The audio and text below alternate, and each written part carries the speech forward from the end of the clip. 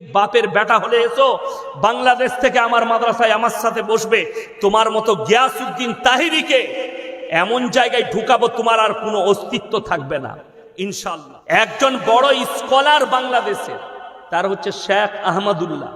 আমি মাঝে মাঝে গাড়িতে তার বক্তব্য শুনি, খুব ভালো বক্তা শেখ আহমদুল্লাহ, খুব সুন্দর কথা বলে ধীর স্থির ভাবে। তো তিনি একটা প্রোগ্রামে বলেছেন আল্লাহর হাবিব সাল্লাল্লাহু আলাইহি সাল্লামকে আল্লাহ তাআলা 40 বছর বয়সে নবুয়ত দান করেছে। কত বললাম? 40 বছর। যারা মনে করেন আমি ফিতনাবাজ, আমি ফিতনাবাজ নই, আমি ফিতনা করি না। আপনি দেখুন, একটা পাগলা চণ্ডী আছে বাংলাদেশে, তার নাম হচ্ছে গিয়াসউদ্দিন তাহারি। কখন যে ড্যান্স করে, কখন যে কেক কাটে, কখন যে নাচ করে, ও হারামখোর নিজেই জানে না। সে কদিন থেকে দেখছি গালি দিচ্ছে। কি বলছে? আল্লাহর নবী জন্ম থেকে নবী। আপনারা জানেন এই যে ইয়াসিন বসে আছে, আপনারা বসে আছেন, আমাদিকে আগে সৃষ্টি করা হয়েছে না রুহটাকে? কথা বলে না? রুহটাকে। তাহলে কয়েকশো হাজার বছর আগে আল্লাহ রুহকে আগে সৃষ্টি করেছেন। জোরে বলুন না সুবহানাল্লাহ। তো রুহকে যখন সৃষ্টি করেছেন, রাসূলের রুহকে আল্লাহ সৃষ্টি করেছেন, সমস্ত নবীর রুহকে সৃষ্টি করেছেন। আর নবীজি জন্মানোর পরে আল্লাহ জানেন এটা আমার পয়গম্বর হবে, ঠিক কি না? কথা বলেন। আল্লাহ জানেন পয়গম্বর হবে, এবং তিনার বংশধররা, পরিবারের লোকরা বুঝতে পেরেছিলেন ইনি কোনো সাধারণ ছেলে নয়, ইনি একজন মহামানব হবে। এটা তারা অনুভব করেছিল। আল্লাহ নবুয়ত দিলেন। যদি জন্মানোর পর থেকেই তিনি যদি নবী থাকতেন, তাহলে কোরআনটা নবুয়ত পড়ার পাওয়ার পরে কেন অবতীর্ণ হলো? এই পাগলাকে বুঝাবে কি? আসল কথা তা নয়। কি বুঝলেন? গাঁজা একটু বেশি খেলে যা হয়, আমি বললি খারাপ বলবি, কিন্তু আপনি শরীয়তটাকে শরীয়ত ভাবেননি। আপনি নিজের মতো করে নিতে চাইছেন। মন চায় জিন্দগি, মন চায় জিন্দগির নাম ইসলাম নয়, রব চাই জিন্দগির নাম ইসলাম। ইসলাম হচ্ছে পরিপূর্ণ একটা জীবন ব্যবস্থার নাম। আপনার নামাজ, রোজা, উঠা বসা, খাওয়া দাওয়া, আখলাক, ব্যবহার, চরিত্র, মিলামিশা, সবটার নাম ইসলাম। আর এই ভণ্ডরা সব শেষ করে দিয়েছে। জলঙ্গি থেকে আমাকে ফোন করে বলছে তোমাকে মুনাজারা করতে হবে। কার সঙ্গে? কবে বসবে? বলছে বাংলাদেশ থেকে গিয়াসউদ্দিন তাহারি আর আলাউদ্দিন জিহাদিকে আনবে। আমি বললাম ওই মাল কটাতে হবে না, তোদের যে শুয়ে আছে বেরেলিতে, আহমদ রাজা বেরেলভিকে তুলে লিয়াই কবর থেকে, তবে শওকতের বেটাকে জব্দ করতে পারবি। তাও পারবি নাকি সন্দেহ আছে, তা না হলে পারবি না। কবর পুজোটা ছাড়ো, কবরে সিজদা ছাড়ো। যারা আল্লাহ ছাড়া অপরের কাছে ভালো মন্দ চান, আমাকে গালি দেওয়ার আগে সকালবেলায় গিয়ে কোরআনের আয়াতটা পড়বেন। আর ওই ভণ্ড তাহিরিকে, তাকে বলো কোরআন হাদিসের স্টাডি করো। স্টেজেতে কোরআন হাদিস বলার ক্ষমতা নাই, শুধুমাত্র গান করে, শুধুমাত্র মাথা ঝুঁকিয়ে জিকির করে আর ড্যান্স করে জিকির করে। এই হারামখোররা কোরআন হাদিসের জ্ঞান নেই। আর শেখ আহমদুল্লাহর মতো একটা বিজ্ঞ আলেমকে এরা গালিগোলজ দেয়।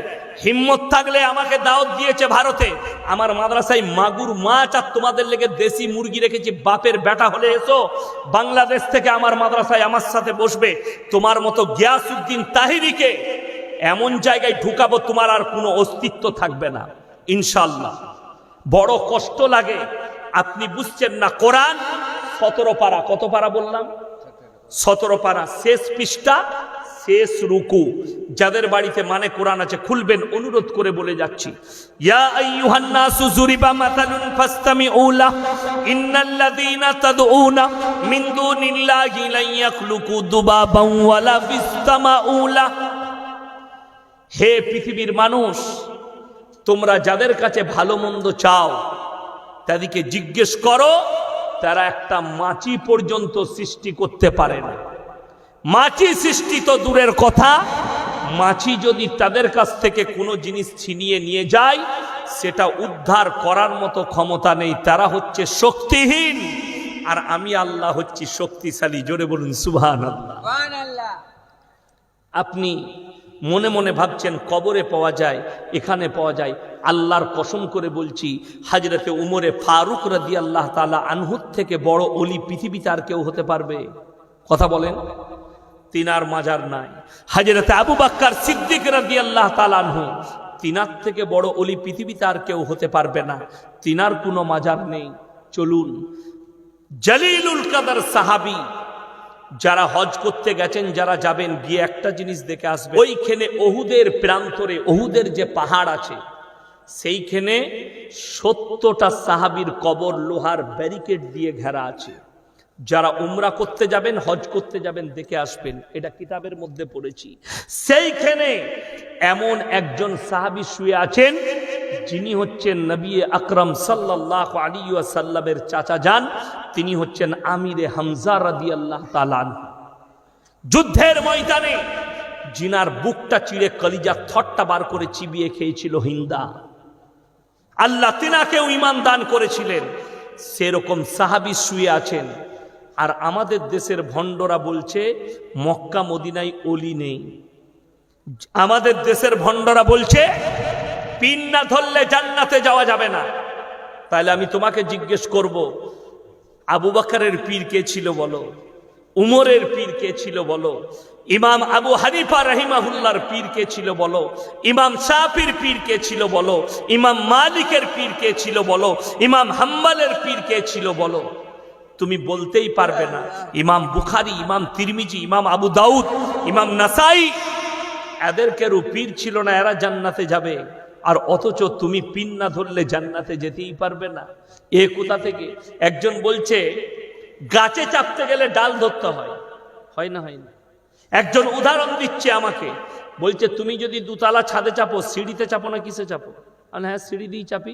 বলছে যখন সিঁড়ি দিয়ে ছাদে চাপতে হয়, তাহলে আল্লাহকে পেতে গেলে পীরু ধরে ধরে যেতে হয়। আমরা যদি এটা ঠিক হয়, যে বাড়িটায় লিফট আছে, বুর্জ খলিফায় লিফট আছে, লিফট বুঝতে পারেননি, সে তো সুইচ টিপে মাল উপরে চলে যাবে, তাকে তো আর সিঁড়ি লাগছে না। আমরা তাহলে তারটা কি হবে? কথাটা বুঝতে পারেননি? আমি লিফটে চাপবো। যারা মনে মনে করছে যোগাযোগের রাস্তা, কোরআনের দলিল দেন। আল্লাহর কসম করে বলছি, এমন একটা দলিল দেবো তোমার ভণ্ড পীর আর কাটতে পারবে না। সূরায়ে সিজদা, কোন সূরা বললাম? সিজদা, 21 পারা। তাতাজাফা জুনুবুহুম আনিল মাদাজি ইয়াদউনা রাব্বাহুম খাউফান ওয়া তামাআ ওয়া মিম্মা রাযাকনাহুম ইউনফিকুন। আল্লাহ তাআলা এখানে বললেন, ডাইরেক্ট আমার সঙ্গে সম্পর্ক করার রাস্তাটা আমি আল্লাহ বলে দিচ্ছি। জোরে বলুন সুবহানাল্লাহ।